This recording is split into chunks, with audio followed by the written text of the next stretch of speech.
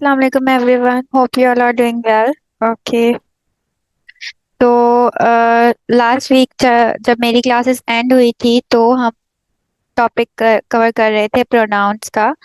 और यस, गुलशन गिरधारी, करेक्ट, हम प्रोनाउन का टॉपिक कर रहे थे एंड देन हमारा उसमें से थोड़ा सा पार्ट रह गया था तो वो अब कंप्लीट करेंगे आज की क्लास में। और उसके बाद फिर जो है हम एडजेक्टिव्स की तरफ जाएंगे तो हम एडजेक्टिव्स को कवर करेंगे। तो let's start. So I am sharing my screen. Pronoun. Okay. तो before going forward we need to cover what we have previously learned about the pronouns. तो एक क्विक रिकैप ले लेते हैं प्रोनाउंस के हवाले से। उसके बाद जो है हम आगे बढ़ेंगे। प्रोनाउन तो सबको ऑलरेडी पता है कि pronoun instead of noun use होता है, नाउन की जगह पे यूज होता है। रिपीटेशन को अवॉइड करने के लिए प्रोनाउन को इंट्रोड्यूस किया गया था। और सबसे पहले हमारे पास पर्सनल प्रोनाउन आता है जिसकी एग्जांपल्स मैंने यहाँ पे कोट की हुई हैं कि कौन कौन से पर्सनल प्रोनाउंस होते हैं। I, you, we, they, he, she, it, ये होते हैं पर्सनल प्रोनाउंस। उसमें फिर सिंगुलर थे, कुछ प्लूरल थे, तो ये चीज़ें हमने डिस्कस की थी उसके हवाले से। और फिर किस तरह पर्सनल प्रोनाउन के केसेस के लिहाज से वो चेंज होता है, सब्जेक्टिव एंड ऑब्जेक्टिव केसेस के लिहाज से, पजेसिव केस, रिलेटिव केस, किस तरह जो है वो पर्सनल प्रोनाउन चेंज होता है केसेस की वजह से। उसके बाद फिर हमने डिमॉन्स्ट्रेटिव प्रोनाउन को डिस्कस किया था, दिस, दैट, दीज, दोज। ये स्पेस के लिहाज से होता है। दिस कहते हैं करीब तर चीज को और दैट कहते हैं दूर वाली चीज को। तो दिस सिंगुलर फॉर्म है, दीज प्लूरल फॉर्म है, दैट सिंगुलर फॉर्म है, दोज जो है वो प्लूरल फॉर्म है। तो ये थे हमारे डिमॉन्स्ट्रेटिव प्रोनाउन। इसके अलावा इंट्रोगेटिव प्रोनाउन जिनको हम क्वेश्चन की तौर पर यूज करते हैं, व्हाट, विच, हुम, हुज, हु, ये हमारे इंट्रोगेटिव। इंट्रोगेटिव वर्ड से ही हमें एक सेंस आ रहा है ना कि क्वेश्चन होगा, तो उसके लिए ये क्वेश्चन वर्ड, इनको WH फैमिली क्वेश्चन वर्ड्स भी बोलते हैं कुछ को इसमें से। सही है। और इसके अलावा जो है ये हमारे पास इंट्रोगेटिव प्रोनाउंस के तौर पे काम करते हैं। उसके अलावा नेक्स्टली हमारे पास आ जाता है relative pronoun. Relative pronoun which ever, what ever, whose, ये रिलेशनशिप शो करता है। इसके लिए हमने पढ़ा था कि एक रिलेटिव क्लॉज को इंट्रोड्यूस करता है रिलेटिव प्रोनाउन। उसके अलावा जो उससे पहले जिस नाउन की बात हुई है उसको ज्यादा एक्सप्लेन करके बताता है, रिलेशनशिप शो करता है। सही है।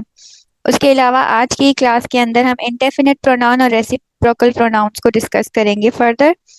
तो पर्सनल प्रोनाउन का ये एक टेबल है जो हमने लास्ट क्लास के अंदर जब हम पढ़ रहे थे तो हमने डिस्कस कर लिया था कि ये कुछ स्पेसिफिकेशंस होती हैं। फर्स्ट पर्सन होता है, second person, third person, and then ये कुछ केसेस होते हैं जिसके मैंने बताया सब्जेक्टिव, ऑब्जेक्टिव, पजेसिव और रिफ्लेक्सिव केसेस। ये केसेस होते हैं जिनके बेसिस पर हमारे जो पर्सनल प्रोनाउंस है वो चेंज होते रहते हैं। और ये कुछ स्पेसिफिकेशन है, सिंगुलर होते हैं या प्लूरल होते हैं, मस्कुलाइन या फेमिनाइन होते हैं, और इनएनिमेट सिंगुलर होते हैं, जेंडर न्यूट्रल सिंगुलर होते हैं। तो इनके लिए जो है हमारे पास पर्सनल प्रोनाउंस होते हैं। नेक्स्टली ये चीज़ें हम ऑलरेडी डिस्कस कर चुके हैं, आपके साथ प्रेजेंटेशन भी शेयर्ड है ऑलरेडी, तो आप इसको फर्दर स्टडी कर सकते हैं। आज हमने जो डिस्कस करना है वो है इंडेफिनिट प्रोनाउन। इंडेफिनिट प्रोनाउन ऐसा प्रोनाउन होता है जैसे कि कोई एक बंदे की बात कर रहे हैं ना, हर एक अलग अलग इंडिविजुअल की बात कर रहे हैं, इंडिविजुअल को कोट कर रहे हैं, तो हम ये इंडेफिनिट प्रोनाउंस यूज करते हैं। फॉर एग्जाम्पल यहाँ पे कुछ कॉम्बिनेशन जो इंडेफिनिट प्रोनाउन को समझने के लिए, याद करने के लिए ये चीज होती है कि वो क्या कहते हैं, कॉम्बिनेशन ऑफ टू वर्ड्स होता है। जैसे कि सम, एनी, एवरी और नो, ये चार चीजों को आप अलग कर दें, उनका कॉम्बिनेशन करते हैं हम थिंग, वन, वेयर और बडी के साथ। जैसे हमारे पास अगर हम सम को अलग करें और उसका कॉम्बिनेशन बनाए तो सम के साथ थिंग होगा, या सम वन होगा, सम वेयर होगा, या सम बडी। उसी तरह अगर हम एनी की बात करें तो anything, any one, where, any where या एनीबडी। तो ये जो कॉम्बिनेशन होता है इन वर्ड्स का उसको हम इंडेफिनिट प्रोनाउंस कहते हैं। ठीक है। There are also various indefinite pronouns used to describe quantity such as little, many, none and enough. ये quantity को show करते हैं कुछ indefinite pronouns, और ये जो है quantity वाली बात आप उसके अंदर adjectives के अंदर भी, सॉरी, adverbs के अंदर भी पढ़ेंगे। उसके अलावा and there are distributive pronouns like neither and each that allow you to distinguish between options. ये जो होते हैं ना डिस्ट्रीब्यूटिव प्रोनाउंस कहलाते हैं और इन ये ऑप्शंस देते हैं। सही है। नीदर, ईच या ईदर, ये सारे जो होते हैं वो प्रोनाउन उसके लिए यूज होते हैं, ऑप्शंस के लिए, जब आपको दो चीजों में से कोई एक चीज चूज करनी हो, या सारी चीजें उनमें से कोई एक चीज चूज करनी हो, या फिर दो दो चीजों में से कोई भी चीज चूज नहीं करनी हो, या नीदर दिस नॉर दैट, तो फिर आप इस तरीके से यूज करते हैं उनको। उसके अलावा इम्पर्सनल प्रोनाउन जो होता है वो होता है वन। हम पर्सनल प्रोनाउन के साथ इम्पर्सनल प्रोनाउन को पहले ही डिस्कस कर चुके थे कि इम्पर्सनल प्रोनाउन जो होता है वो वन होता है, can also be regarded as indefinite. One जो होता है उसको भी हम इंडेफिनिट कह सकते हैं। मतलब डेफिनेट इंडेफिनिट का मतलब क्या है कि वो जो है वो फिक्स नहीं है। मतलब हम किसकी बात कर रहे हैं, कोई एक स्पेसिफिक बंदा जो है वो फिक्स नहीं है जिसके बारे में हम बात कर रहे हैं। That's what we called indefinite. और एग्जांपल्स हैं इसकी, जो हमारा इंडेफिनिट प्रोनाउन है इसकी एग्जांपल हैं, try to think of somewhere nice to go for dinner. ये एक प्रोनाउन है। Try to think of somewhere, कोई ऐसी जगह के बारे में सोचो जहाँ पे हम डिनर के लिए जा सकते हैं, तो उसको जुमले में इस तरीके से यूज कर सकते हैं हम लोग। No one likes him and he doesn't like anyone. ना उसे कोई पसंद करता है ना वो किसी को पसंद करता है। Some are born lucky while others must work hard for everything they get. ये कुछ इंडेफिनिट प्रोनाउंस हैं, तो यहाँ पे आप देख सकते हैं ना कि कोई डेफिनेट चीज नहीं है। यानी जब वो किसी जगह की बात कर रहे हैं तो कोई खास जगह की बात नहीं कर रहे हैं, वो कह रहे हैं कोई सी भी ऐसी जगह जहाँ हम लोग जा सके, तो बहुत सारी जगह हैं उनमें से कोई एक जगह जहाँ पे वो लोग जाएंगे, तो स्पेसिफाई नहीं किया। Again no one likes him, no one में भी कोई स्पेसिफाई नहीं है कि कौन है इन लोगों के अंदर ना, कोई भी आ सकता है, तो no fix person is there. तो एक एक इंडिविजुअल की बात हो रही है लेकिन no fix person is here, तो किसी को फिक्स नहीं किया है हमने इसके अंदर। जब चीजें फिक्स नहीं हो, प्रोनाउंस फिक्स नहीं हो, तो इनडेफिनेट प्रोनाउंस होते हैं, जब हमें पता नहीं हो कि स्पेसिफिकली किस बंदे की बात हो रही है। उसके बाद हमारे पास आता है reciprocal pronoun. Reciprocal pronouns, reciprocal reciprocal word से आपको क्या समझ आ रहा है? रेसिप्रोकल वर्ड से आपको क्या समझ आ रहा है, चैट में बताएं। उल्टा, सही। और कोई? इनवर्स, इनवर्स, सही। ओके, तो जो रिस्पॉन्सेज हमें मिले हैं, तो आप लोगों का कहना बिल्कुल ठीक है। रेसिप्रोकल का मतलब होता है उल्टा, ऑपोजिट। जिस तरह हम मैथ्स में करते हैं, टू का रेसिप्रोकल होगा 1/2। सही है। उस तरह यहाँ पर भी रेसिप्रोकल है, लेकिन रेसिप्रोकेट यहाँ पे होता है कि मतलब गिव एंड टेक वाली चीज होती है। Reciprocal pronouns are used to indicate a reciprocal relationship between two people or things, where the members of group each perform the same action relative to the others. The English reciprocal pronouns are each other and one another. सही है। इसमें ना जो action सामने वाला perform कर रहा है, आप भी वो एक्शन परफॉर्म कर रहे हो, तो ये इसमें रेसिप्रोकेट हो रहा है। सही है। गिव एंड टेक वाली चीज हो रही है यहाँ पे। Some writers claim that each other should only be used to refer to groups of two and one and other to groups of three or more. तो यहाँ पे by this distinction is rejected by most style guides and not borne out in practice. You can use the two interchangeably. अच्छा, अब यहाँ पे ना कुछ लोग कहते हैं कि जो ईच अदर है वो सिर्फ दो लोगों के बीच में इस्तेमाल होता है, कि अगर सिर्फ दो लोग हैं जो एक एक्शन को रेसिप्रोकेट कर रहे हैं तो उनके लिए हम ईच अदर इस्तेमाल करेंगे। लेकिन अगर दो से ज्यादा यानी तीन और उससे भी ज्यादा लोग हैं तो हम वन एंड अदर इस्तेमाल करेंगे, और अगर रेसिप्रोकेट कर रहे हैं तो। लेकिन ये जरूरी नहीं है, तो मतलब मोस्ट लिंग्विस्टिक्स ने ये बोल दिया कि भाई ये चीज नहीं है, आप दोनों को इंटरचेंजेबली यूज कर सकते हैं, मतलब ईच अदर यूज करें या वन एंड अदर यूज करें, उससे कोई फर्क नहीं पड़ता। और मेरे अकॉर्डिंग भी शायद राइटिंग के अंदर आप ईच अदर को यूज करें या वन एंड अदर को यूज करें, उससे ज्यादा फर्क नहीं पड़ता। तो इंटरचेंजेबली यूज का मतलब है कि एक की जगह दूसरे को भी आप यूज कर सकते हैं। रिलेटिव प्रोनाउंस के अंदर यूजेस दैट एंड विच में कंफ्यूजन है। रिलेटिव प्रोनाउंस के जो यूजेस है दैट एंड विच, उसके ऊपर मैं आप लोगों को नोट्स जो है वो शेयर कर दूंगी, तो आपकी इसके अंदर कंफ्यूजन जो है वो क्लियर हो जाएगी। इसके अलावा रेसिप्रोकल प्रोनाउन के एग्जांपल्स हैं, siblings often compete with each other for parental attention. सही है। अब देखिए यहाँ पे हमने ईच अदर यूज किया है, लेकिन हमें तो नहीं पता ना कि सिबलिंग्स कितने हैं, 2 भाई बहन भी हो सकते हैं, 3 भी हो सकते हैं, 4 भी हो सकते हैं, लेकिन फिर भी ईच अदर यूज किया है, तो इससे फर्क नहीं पड़ता कि आप दो के कंपटीशन के बीच में दो ईच अदर यूज कर रहे हैं या नहीं कर रहे हैं।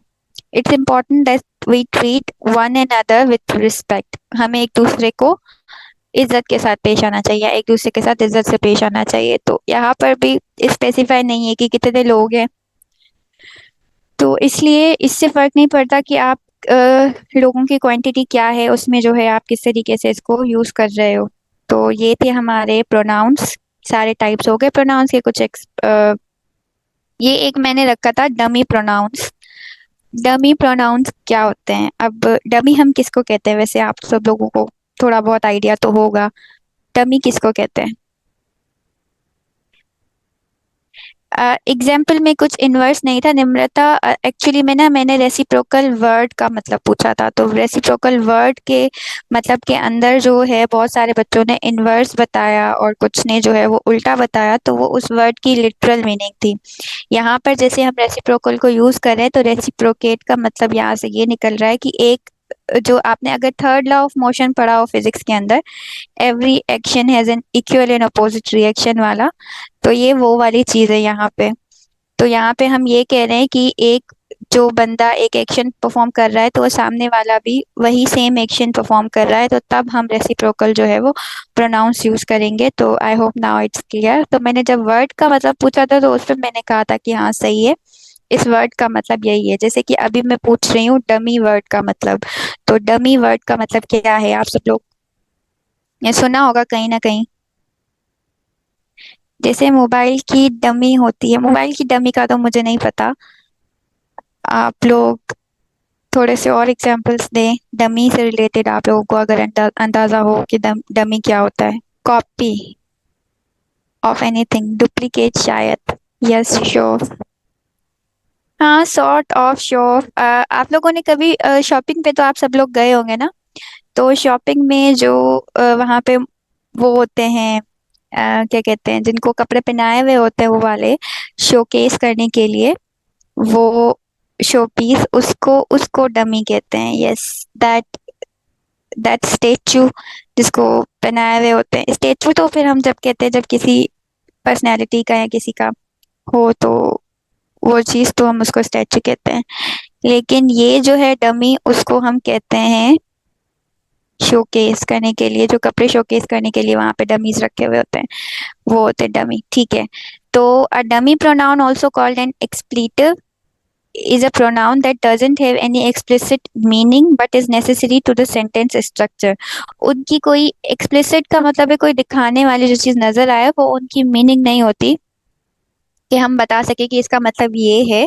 लेकिन unlike other pronouns, dummy pronouns don't replace a noun. अच्छा हाँ, ये बहुत इंपॉर्टेंट चीज है कि डमी प्रोनाउंस जो है ना, वो प्रोनाउंस की तरह नाउन को रिप्लेस नहीं करते। मतलब उनकी एक अलग से वो चीज होती है, वो किसी नाउन की जगह पे इस्तेमाल नहीं हो रहे होते कि कोई नाउन था अब उसकी जगह पे मैंने जो है वो प्रोनाउन यूज कर दिया है।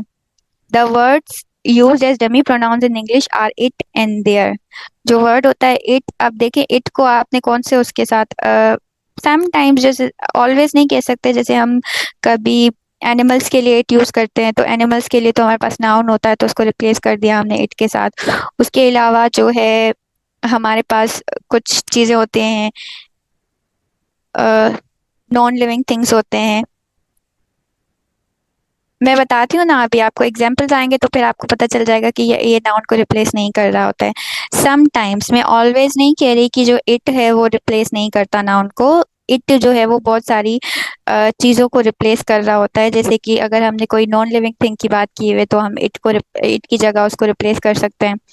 और अगर हम कह रहे हैं किसी एनिमल के बारे में, तो उस पे भी हम लोग जो है वो इट यूज करते हैं। उसके अलावा हम लोग अगर बच्चे की बात करें, छोटे से बच्चे की जिसका हमें जेंडर नहीं पता, तो उसके लिए भी हम इट यूज करते हैं। और note that both words can also fulfil other grammatical roles. Dummy pronouns are commonly used to talk about the weather. अच्छा, जब वेदर की बात हो रही है देखिए एग्जाम्पल्स में है वेदर, वेदर कहते हैं मौसम को। To emphasize certain elements in a sentence और to introduce the existence of something.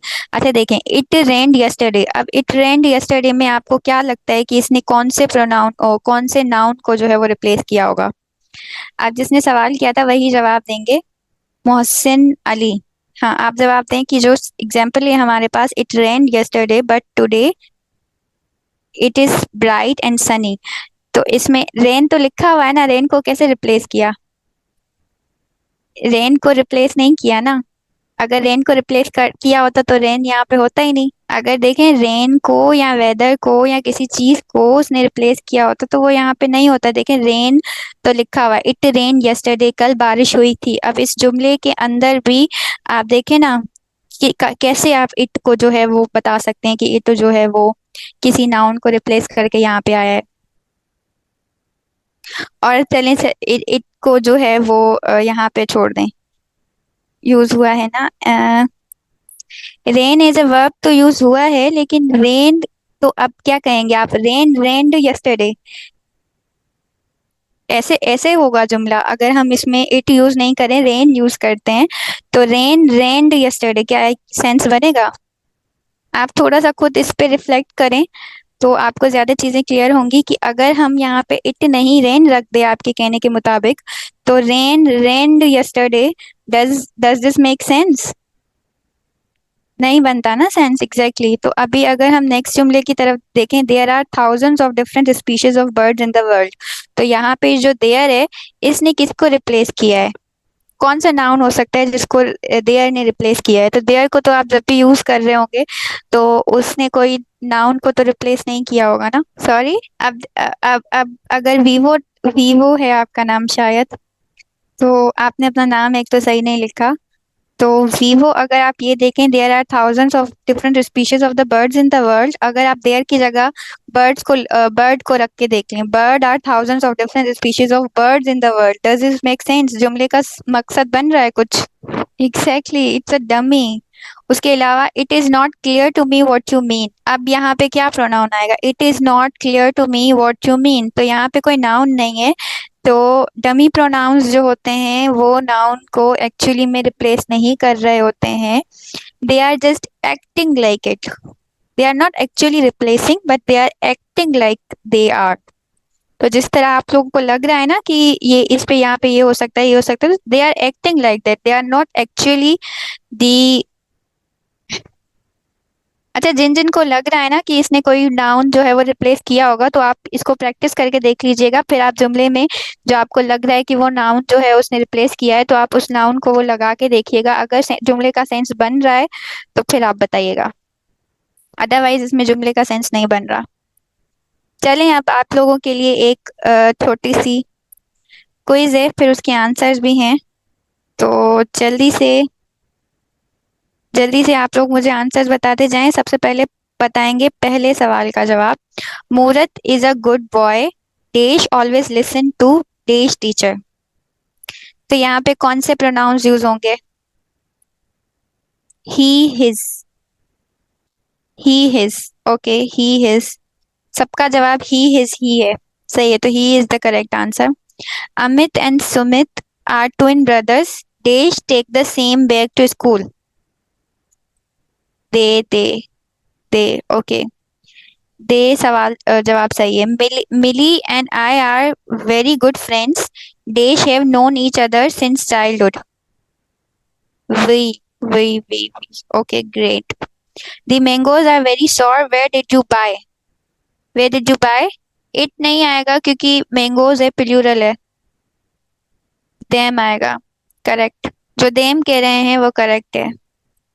उसके अलावा I love watching Tom and Jerry, days reminds me of my childhood days. यहाँ पे क्या आएगा? That's really tricky. Actually it was not tricky.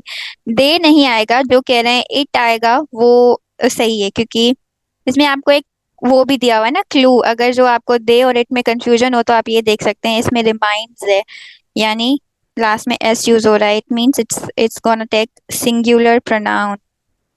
Subject verb agreement को हर जगह इस्तेमाल किया करें, वो हर जगह इस्तेमाल होता है। I bought this book for my sister. They often read it together. ये बताएं। शी। जो वी कह रहे हैं वो सही जवाब है और जो शी कह रहे हैं वो गलत जवाब है, क्योंकि अगर शी आना होता तो यहाँ पे रीड्स होता। This is Steve, do you know. यहाँ पे क्या आएगा लास्ट में? हिम। ग्रेट। उसके बाद है there are many windows here but all of dash are jammed jammed. इसका जवाब दें क्वेश्चन नंबर 8 का। All of them, yes correct. The army has reached dash destination. The army its destination, very good. 8 नहीं आएगा ना number था, यहाँ पे हम प्रोनाउंस की बात कर रहे हैं। उसके अलावा है my aunt and uncle live in Delhi, देश ऑफन विजिट देश। मैं लास्ट क्वेश्चन के बारे में पूछ रही हूँ। तो I have received options they us. सही है। दे एंड अस, हाँ they and us is the correct answer. तो ये था हमारा प्रोनाउंस। तो now I am stopping screen share. तो अभी प्रोनाउंस जो है वो कंप्लीट हो चुका है। Now I am sharing screen for adjective. Okay, so here are adjectives. अच्छा, सबसे पहले मुझे बताएं एडजेक्टिव्स के बारे में किसको पता है? कनेक्शन, आई डोंट गेट, आप क्या कहना चाह रहे हैं? मॉडिफाई नाउन, मी। कन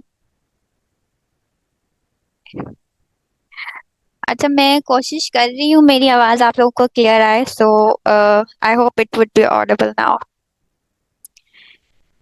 More about noun. Okay, that tell us more about noun, that modify noun, qualify noun, describe noun. Okay, बहुत सारे वर्ड्स इस्तेमाल होते हैं एडजेक्टिव्स के लिए भी। Modify noun, adverb and an other adjective. I think you should look forward to your definition.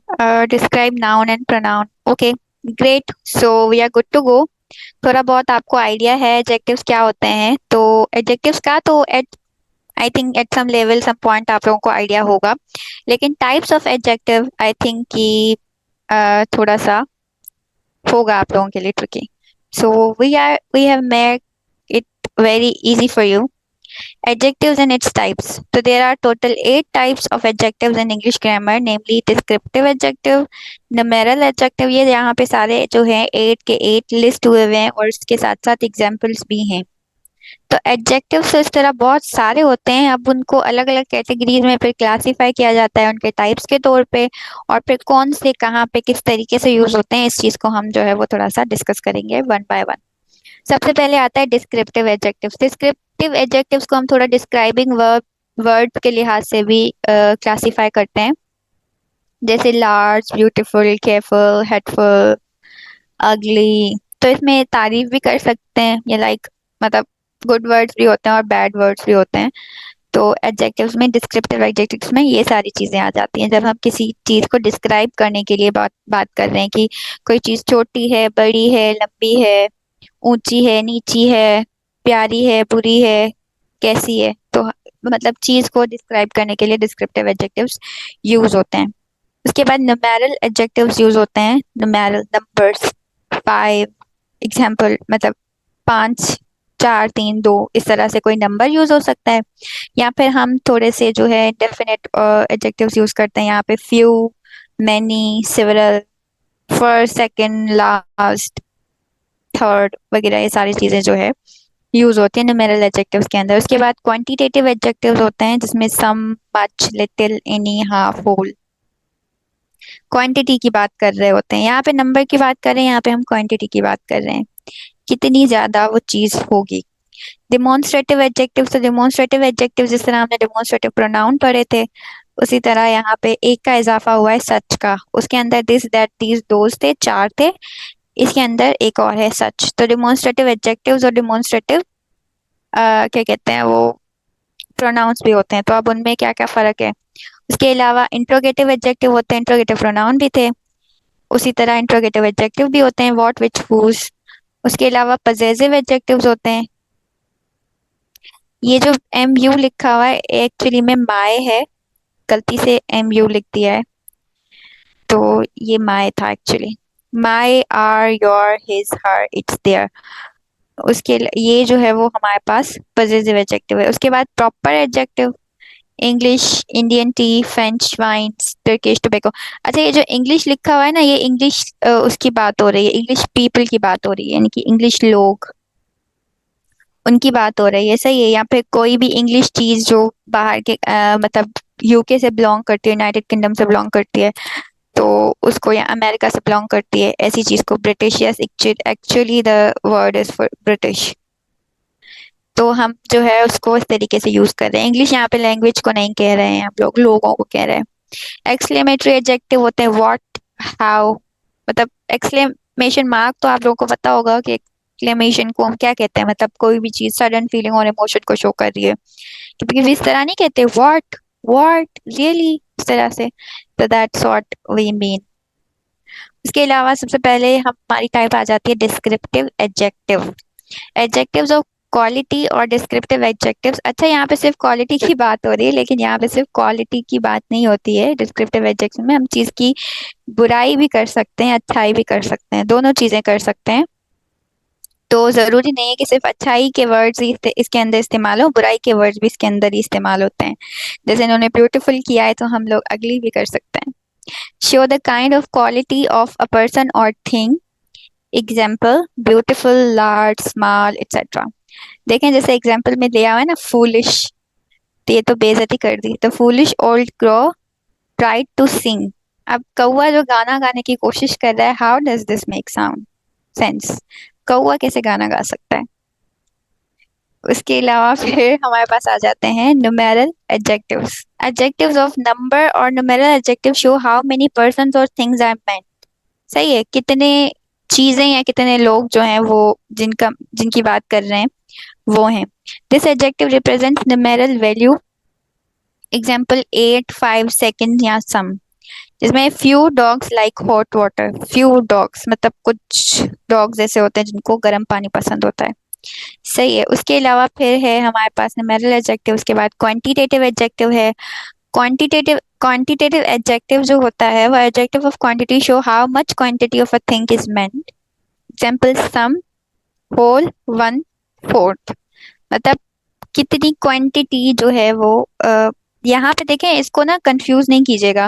Numeral adjectives को यहाँ पे क्वांटिटेटिव एडजेक्टिव्स को कंफ्यूज नहीं कीजिएगा। न्यूमेरल एडजेक्टिव्स में हम किसी चीज का नंबर बता रहे हैं ना, कि कितने चीज जो है वो कितने आएगी, और इसके अंदर जो है हम क्वांटिटी बता रहे हैं कि कितनी चीज का हम मतलब बताने की कोशिश करें। कुछ आएगी, थोड़ी आएगी, ज्यादा आएगी, पूरी आएगी, आधी आएगी, या फिर जैसे हाफ, हाफ होता है, या वन फोर्थ होता है, वन थर्ड होता है, क्वार्टर होता है, हिस्से चीजों के आएंगे, या फिर पूरी चीज आएगी।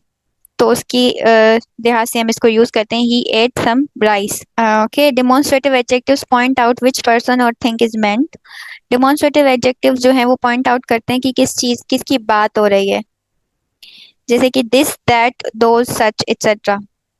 This girl is taller than रोजी। अब देखें इसमें ना, ये जो दिस है वो प्रोनाउन की तरह पे इस्तेमाल हुआ है या डेमोन्स्ट्रेटिव एडजेक्टिव की तरह पे इस्तेमाल हुआ है, इसको ये आपको कैसे पता चलेगा? ये डेमोन्स्ट्रेटिव प्रोनाउन की जगह पे यूज हुआ है या डेमोन्स्ट्रेटिव एडजेक्टिव की जगह पे यूज हुआ है? How are you gonna compare it? Noun, girl, वो लड़की दी हुई ना, प्रोनाउन की जगह पे, प्रोनाउन की जगह पे यूज हुआ है। कुछ कह रहे हैं प्रोनाउन की जगह पे, लेकिन हमने इसकी एग्जाम्पल तो डेमोन्स्ट्रेटिव एडजेक्टिव की ली है, तो फिर प्रोनाउन की जगह पे कैसे इस्तेमाल हुआ है? Exactly exactly. तो हम इसमें ये बता सकते हैं कि क्योंकि ये डेमोन्स्ट्रेटिव एडजेक्टिव इसलिए है क्योंकि ये नाउन के साथ आया है। देखें, गर्ल इज अ नाउन। अगर ये डेमोन्स्ट्रेटिव प्रोनाउन होता तो फिर यहाँ पे कोई और नाउन नहीं होता। बात समझ आ रही है आपको? ओके, तो यहाँ पे क्योंकि नाउन है तो हम ये बता सकते हैं कि ये डेमोन्स्ट्रेटिव प्रोनाउन नहीं, डेमोन्स्ट्रेटिव एडजेक्टिव है, क्योंकि ये नाउन के साथ आया है। अगर यहाँ पे नाउन नहीं होता तो फिर ये जो है वो डेमोन्स्ट्रेटिव प्रोनाउन होता। चलें, good. Interrogative adjective, what, which and whose when they are used with noun to ask question are called interrogative adjective। देखिए यहाँ पे ये बात और ज्यादा क्लियर हो गई कि अब अब हमें कैसे पता चलेगा ये इंट्रोगेटिव एडजेक्टिव है या इंट्रोगेटिव प्रोनाउन है? जब ये नाउन के साथ इस्तेमाल होगा, यानी उसके साथ नाउन जुड़ा हुआ होगा, तो मतलब इंट्रोगेटिव एडजेक्टिव है। और अगर नाउन नहीं जुड़ा हुआ होगा तो मतलब ये क्या है? इंट्रोगेटिव प्रोनाउन है। सही है। तो यहाँ पे ये इंट्रोगेटिव एडजेक्टिव है क्योंकि बुक इज अ नाउन और ये नाउन के साथ अटैच्ड है। तो इस चीज को भी कंफ्यूज नहीं कीजिएगा, आइडेंटिफाई कर सकते हैं अब आप लोग, I think so. Possessive adjective जो है, हमारे पास टाइम भी थोड़ा बचा है मीटिंग का, तो पजेसिव एडजेक्टिव जो है वो we use possessive adjective to express who owns और possesses something. This is used in front of a noun. सही है। इसमें पहले आप मुझे ये बताएं, इस जुमले के अंदर पजेसिव एडजेक्टिव है कौन सा? He is his own master. Own है। Are you sure? Possessive adjective के एग्जांपल्स में आपने ओन देखा? एक सेकेंड, मैं थोड़ी सी आपकी याददाश्त पे रोशनी डाल दूं। हमने जब पजेसिव एडजेक्टिव देखे थे तो इसमें आपको ऑन दिख रहा है? माय है, आर है, योर है, हिज, हर, इट्स देयर, तो है। हिज ही होगा। देखा, बात बदल दी आपने। ही is his own master. On master जो है ना, ये पूरा नाउन है। सही है, सिर्फ मास्टर नाउन नहीं है, ऑन मास्टर पूरा नाउन है और हिज इसके साथ जुड़ा हुआ है, यानी हिज जो है वो हमारा पजेसिव एडजेक्टिव है। उसके बाद adjectives form from proper nouns are called proper adjectives. अब जो एडजेक्टिव्स हम प्रॉपर नाउन्स से बनाते हैं ना, वो प्रॉपर एडजेक्टिव्स कहलाए जाते हैं। अब जैसे ब्रिटिश जो है वो हमारे पास प्रॉपर नाउन था, अब उससे हमने जब एडजेक्टिव बनाया है तो वो हमारा प्रॉपर एडजेक्टिव बन गया है। The British professor is teaching in the class. अगर सिर्फ कहते the British is teaching in the class, तो ये जो ब्रिटिश होता वो क्या होता? नाउन होता। ऑन, ऑन जो है ना वो उसने थोड़ा सा जो है उसको क्या कह सकते हैं हम, ऑन मास्टर जो था ना वो पूरा ही नाउन था, ये कह लें आप कि वहां पे ऑन क्यों था? ऑनरशिप शो कर रहा है वो, अपने आप का वो खुद ही मास्टर है। In example. अच्छा, ये मैं पूछ रही हूँ आप लोगों से सवाल, प्रॉपर एडजेक्टिव का एग्जाम्पल है the British professor is teaching in the class. अगर यहाँ पे ब्रिटिश प्रोफेसर नहीं होता, the British is teaching in the class, तो फिर हम उस ब्रिटिश को क्या समझते? नाउन समझते या एडजेक्टिव समझते या प्रोनाउन समझते? नाउन समझते, प्रोनाउन समझते या फिर एडजेक्टिव समझते? नाउन समझते। बहुत सारे बच्चे कह रहे हैं नाउन समझते, एक बच्चे ने कहा है प्रोनाउन समझते। प्रोनाउन कैसे समझ सकते थे? नाउन समझते, कॉमन नाउन। नाउन समझते। चलें ठीक है, नाउन समझ लेते हैं हम उसको वाकई, क्योंकि यहाँ पे अगर प्रोफेसर को हटा दें तो फिर ये नाउन ही बन जाता। Exclamatory adjective. The word what is sometimes used as an exclamatory adjective. What a genius. What a blessing. तो इस तरह हम बोलते हैं ना, किसी चीज से इंस्पायर होके, किसी चीज से शॉक होके, किसी चीज से सरप्राइज होके। British instead of person. I think that is clear now. Exclamatory adjectives, हमारे पास ऐसे एडजेक्टिव्स होते हैं जो किसी अचानक से सरप्राइज को शो करें, या फिर हमारे सामने कोई मतलब ऐसी चीज जो शॉक हो, या फिर बहुत ज्यादा इंस्पायर हो हम किसी चीज के लिए, तो उस वक्त हम यूज करते हैं ना व्हाट का वर्ड। तो इन दैट सेंस। अच्छा, एक्सक्लेमेशन का मतलब होता है एक्सप्रेशन, इसमें बहुत ज्यादा इंपॉर्टेंट होते हैं। जब आप एक्सक्लेमेशन यूज कर रहे हो ना, तो it means you are showing your expressions. सही है, उसमें आपके एक्सप्रेशंस बहुत ज्यादा मैटर कर रहे हैं, कि जो आप बोल रहे हो उससे आप बता अपने एक्सप्रेशन से बताओगे कि आप क्या बोल रहे हो। सही है, जैसे कि अगर मैं बोलूँ व्हाट अ जीनियस, तो दिस डजंट मतलब साउंड लाइक दैट ना। अगर मैं बोलूँ व्हाट अ जीनियस, तो मतलब नाउ दिस मेक साउंड। तो आई होप कि ये जो है वो gesture postures right attractive. How attractive. Okay. तो अभी हमारे पास 1 मिनट से भी ज्यादा कम टाइम बचा है, तो आई थिंक वी आर, यहाँ पे कुछ रूल्स थे जो एडजेक्टिव्स के हमें डिस्कस करने थे, तो कल की क्लास में ये रूल्स डिस्कस करके फिर कल की क्लास में हम एडवर्ब को भी डिस्कस करेंगे।